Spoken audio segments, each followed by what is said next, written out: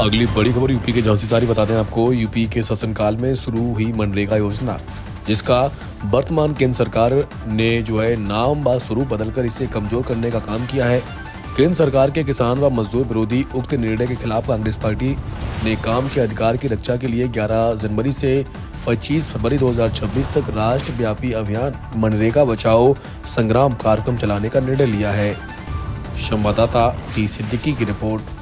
है महात्मा गांधी रोजगार गारंटी योजना जो है उसको जो कानून था उस कानून को ख़त्म करने की कोशिश की जा रही है केंद्र सरकार के द्वारा। इसके लिए हम लोगों ने एक 45 दिन का रोड मैप बनाया है, जिसमें चौपालें करेंगे, लोगों तक जाएंगे, उन्हें बताएंगे कि तुम्हारे अधिकार छीने जा रहे हैं, तुम्हें काम नहीं से वंचित किया जा रहा है। और गांव सभा के गांव पंचायत के हमारे प्रदेश ने मनरेगा बचाओ जो आंदोलन है उसके प्रभारी के रूप में कुंवर मुकुट सिंह को बनाया है। और कल जिसमें हम लोग उपवास करेंगे, चूँकि श्रीमती सोनिया गांधी जी ने, प्रधानमंत्री डॉक्टर मनमोहन सिंह जी ने एक ऐसी योजना बनाई थी जिसके अंदर काम का अधिकार कानून के रूप में पारित किया गया। संवैधानिक रूप से हर व्यक्ति को 100 दिन के काम का अधिकार दिया गया था, जिसको इन्होंने ख़त्म कर दिया। आज इन्होंने तय कर दिया कि जो ग्राम पंचायतें जिनको पूरा अधिकार केंद्र और राज्य जैसा था, उनको कोई अधिकार नहीं है। पूरी योजनाएं जो राज्य सरकारें चाहेंगी वो योजना बनेगी और 40% पैसा राज्य सरकारों को देना पड़ेगा। आज भी उत्तर प्रदेश के अंदर 12 ऐसी योजनाएं हैं जिनमें राज्य सरकार अपना अंशदान नहीं दे पाती हैं। जब उन 12 योजनाओं में अंशदान नहीं दे पाती तो 40% जो मनरेगा के स्थान पर जो कानून लेकर आए हैं या जो बात लेकर आए हैं, उनमें कहाँ से ये पैसा देंगे।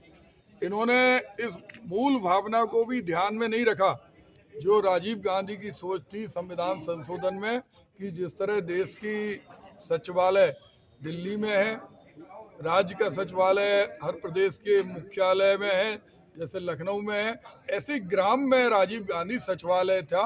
और कोई अगर भ्रष्टाचार होता था तो लोकपाल की नियुक्ति मनरेगा के अंदर होती थी।